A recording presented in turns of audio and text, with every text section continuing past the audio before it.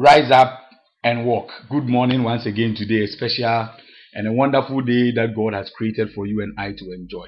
We are still discussing our topic, rise up and walk, emanating from John chapter 5, verse 1 to 15. This story, as we have already read, is talking about an encounter of Jesus with a man who is described as a man with an infirmity, somebody who was sick. Sometimes we easily say that he was a cripple or he was a lame man. But if you look at the story very well, he is not said directly to be a cripple, a lame man, or whatever. He was sick. He had an infirmity. But if you look at the context within which Jesus said, rise up and walk, it is assumed that this man was lying down on a bed. It could be that he could not walk. It could be that he had some other diseases that made him incapable, infirm, and invalid.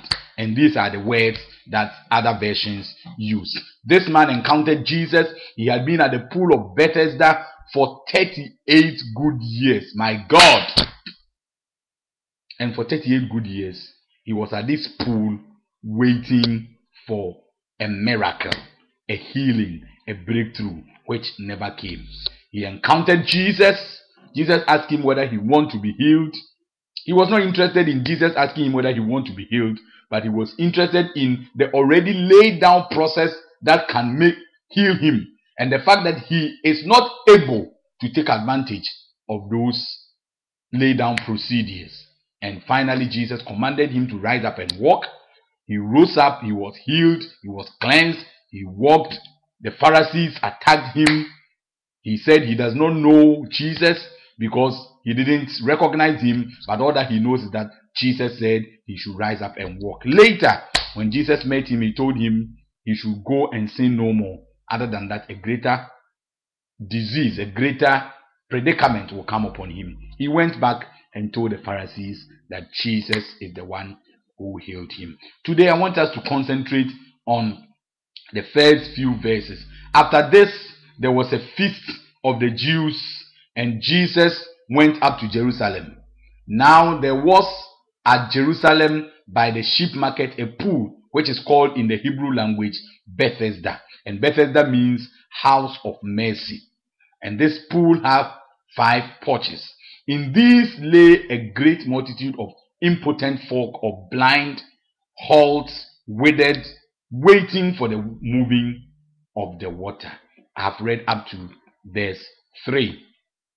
Bethesda, as I've already mentioned, means house of mercy, the pool of mercy, a place where mercy is shown.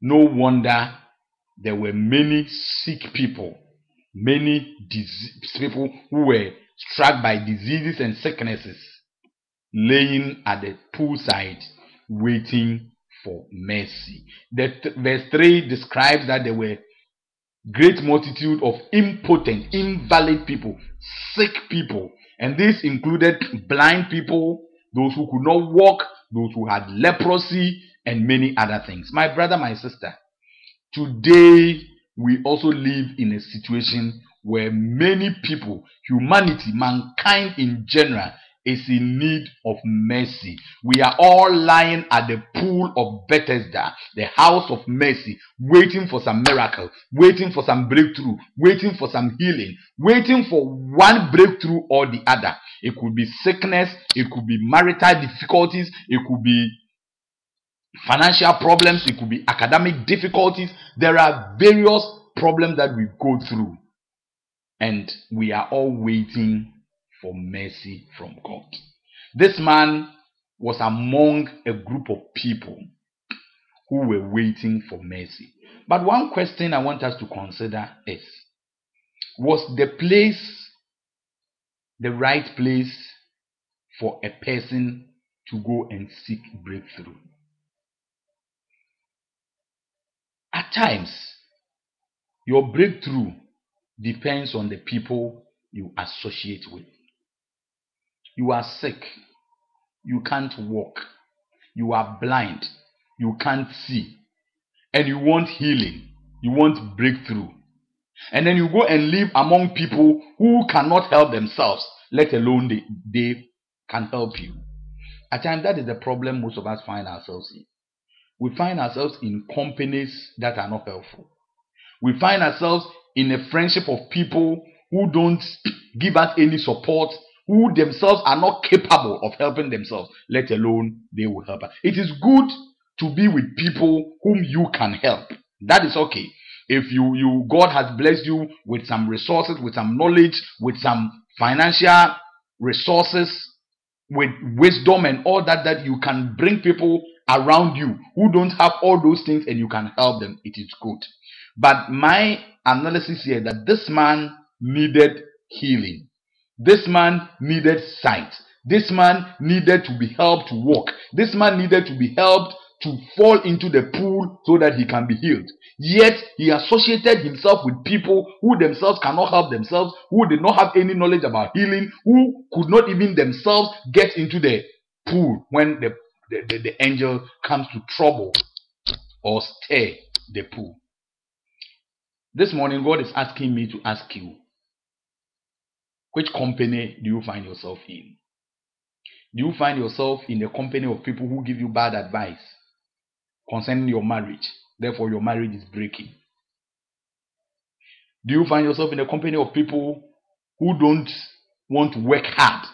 Therefore, you spend your time chatting, walking, going here and there, and that is the reason why you are jobless. That is the reason why you are having difficulties in getting a job. Do you find yourself in a company of people who spend all their time partying here and there, so you don't even find time to learn as a student, and therefore your academics is going down the drain? Do you find yourself in a company of people who don't know Christ, therefore they give you worldly advice, and therefore your Christian life is dwindling, is going down, the fellowship between you and God is dying?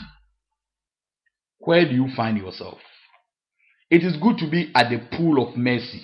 It is good to be in the house of God. It is good to find yourself in a place where you can find help, rather than finding yourself among people who cannot help themselves, let alone they helping you. Remember, God has made you who you are so that you can help others. But make sure you find yourself in the right environment within which your potential will come up. If Jesus had not miraculously gone to this pool, this man would have been there till thy kingdom come. I invite you to relook at the environment within which you find yourself, the people around you, the circumstances around you, and allow God to reposition you, to place you at the right place, to put you among the right people so that your breakthrough will come. I speak and prophesy the favor of God upon your life, to reposition you, to recatapult you from your situation of stagnant expectation to a booming breakthrough in your ministry, in your marriage, in your finances, and in your life in general. Send your prayer request. Let us pray together. Remember to give your life to Jesus Christ if you have not done so, because He's the only one who can reposition you and put you at the right place for your success. God bless you. Let us meet again tomorrow. Bye.